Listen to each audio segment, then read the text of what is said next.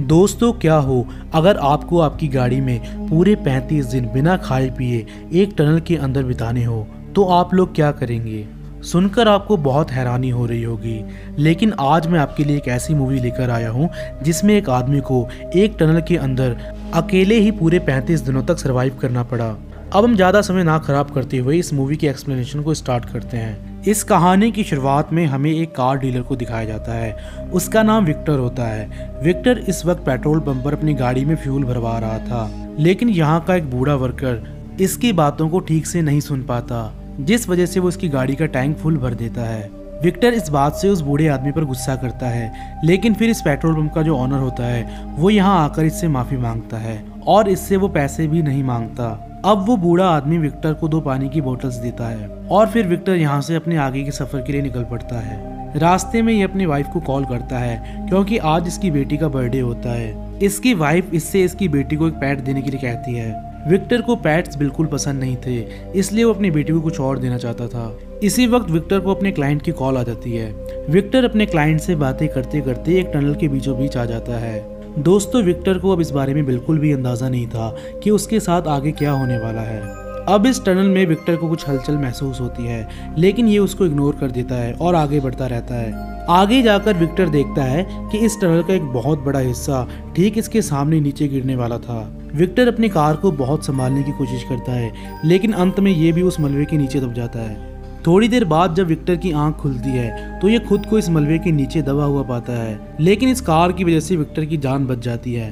अब ये सबसे पहले पुलिस को कॉल करता है। पुलिस वाले इसकी बात सुनकर हैरान हो जाते हैं और फिर वो लोग जल्द ही इसकी तरफ एक रेस्क्यू टीम भेजते हैं। जब वो टीम यहाँ तक पहुँचती है तो वो देखते हैं कि जिस माउंटेन के अंदर इस टनल को बनाया गया था वो अब बुरी तरह से तहस नहस हो चुका है।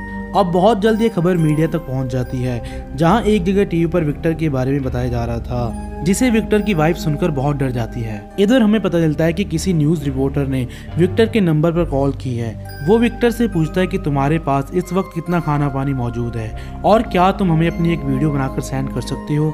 लेकिन इससे पहले कि इन दोनों में कुछ और बातें होती, यहाँ पर डैन नाम का एक आदमी आ जाता है जो कि इस न्यूज रिपोर्टर को बहुत डांटता है। वो उस रिपोर्टर को कहता है कि तुम लोगों को बस अपनी टीआरपी की पड़ी है, अंदर वो किस हालत में उससे तुम्हें कोई फर्क नहीं पड़ता। फिर ये उन लोगों को यहाँ से भगा देता है। अब डैन खुद विक्टर से बात करके उसका हाल पूछता है। विक्टर इस वक्त बहुत घबराया हुआ होता है। वो डैन से कहता है कि तुम लोग मुझे कब तक बाहर निकालोगे। डैन उसे शांत करते हुए उसे हिम्मत देता है और फिर वो इससे पूछता है कि तुम इस टनल के किस हिस्से में हो।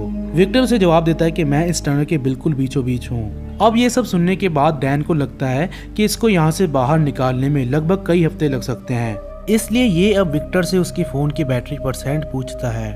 विक्टर डैन से कहता है कि मेरे फोन में इस वक्त 75% बैटरी है। डैन इसे कहता है कि ठीक है, अब हम दिन में सिर्फ एक ही बार 12 बजे बात किया करेंगे। उसके बाद तुम्हें पूरा दिन अपने फ़ोन की बैटरी को बचा कर रखना है और साथ ही साथ अपने खाने पीने के सामान को ज़्यादा से ज़्यादा दिनों तक बचा कर रखना है।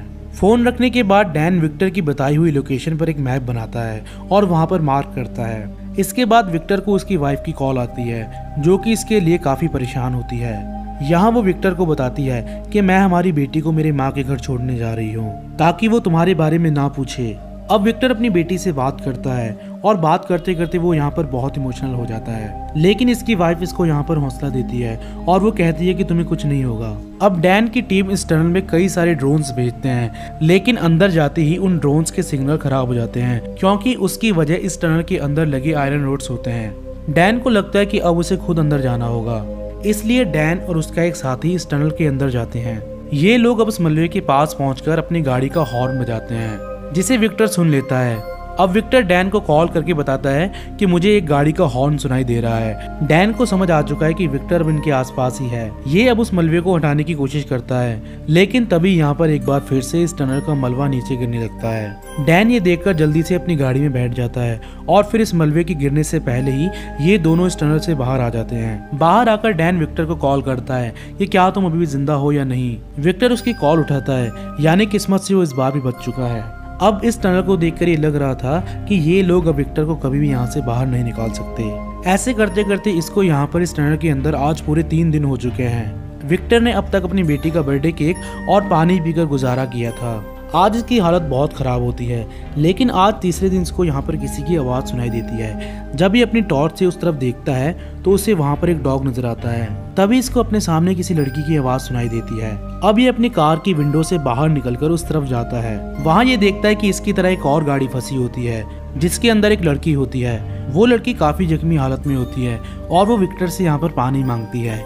विक्टर के पास पहले से ही बहुत कम पानी था, लेकिन वो फिर भी इस लड़की की मदद करता है और वो इसे पानी पिलाता है। फिर ये लड़की विक्टर को अपनी माँ से बात करने के लिए कहती है। विक्टर अपने फोन से इसके बताए हुए नंबर पर कॉल करता है। वो फोन इसकी माँ उठाती है।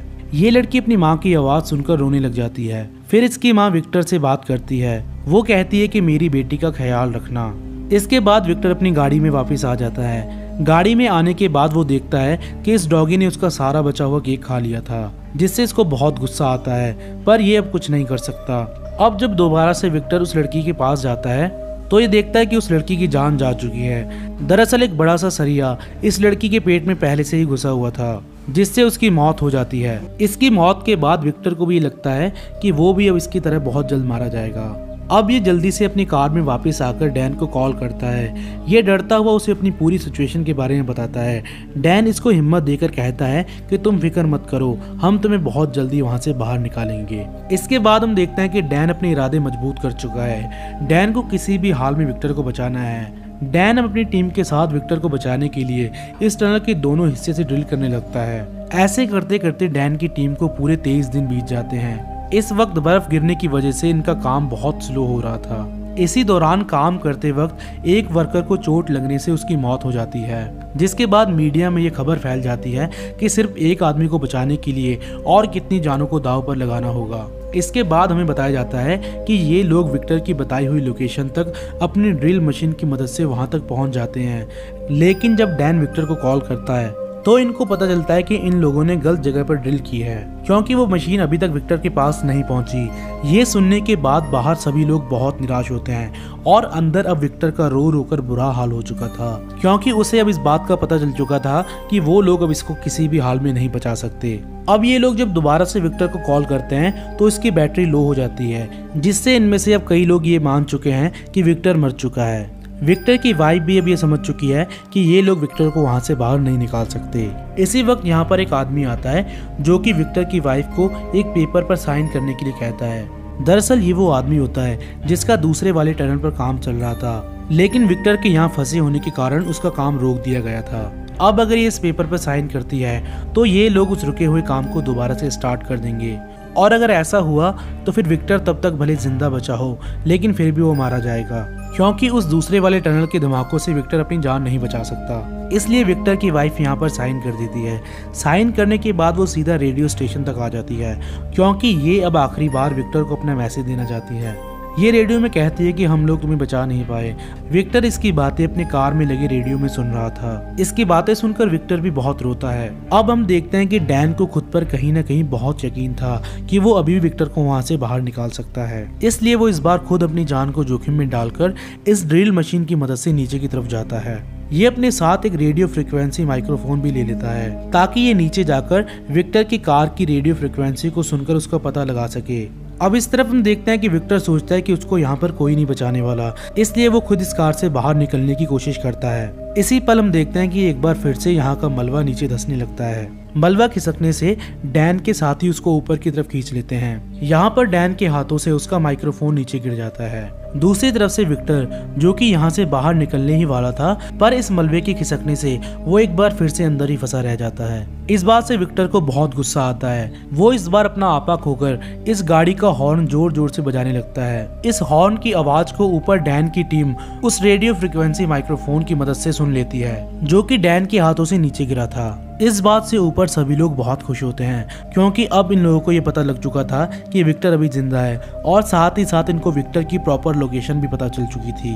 अब पूरे 35 दिनों के संघर्ष के बाद आज ये लोग विक्टर को इस टनल से बाहर निकाल देते हैं। विक्टर के साथ साथ ये लोग इस लड़की के डॉग को भी बाहर निकालते हैं। विक्टर को देखकर उसकी वाइफ इससे गले लगकर बहुत रोती है, क्योंकि उसने भी इसको मरा हुआ मान लिया था। अब इससे पहले कि ये लोग इसे हॉस्पिटल में एडमिट करवाते, यहाँ पर एक पॉलिटिशियन आ जाता है, जो कि इनको यहाँ पर रुकने के लिए कहता है, क्योंकि यहाँ पर एक लेडी आने वाली है जो कि विक्टर के साथ एक फोटो खिंचवाना चाहती है, जिससे कि वो जताना चाहती है कि उसने ही विक्टर को बचाया है। इसके बाद विक्टर डैन के कान में कुछ कहता है। जब ये सभी लोग उससे पूछते हैं कि विक्टर ने तुम्हें क्या बोला, तो डैन उन सभी को ऊंची आवाज में गालियां देने लगता है। यानी विक्टर को इस वक्त हॉस्पिटल की जरूरत है, ना कि इन फोटो खिंचवाने वालों की।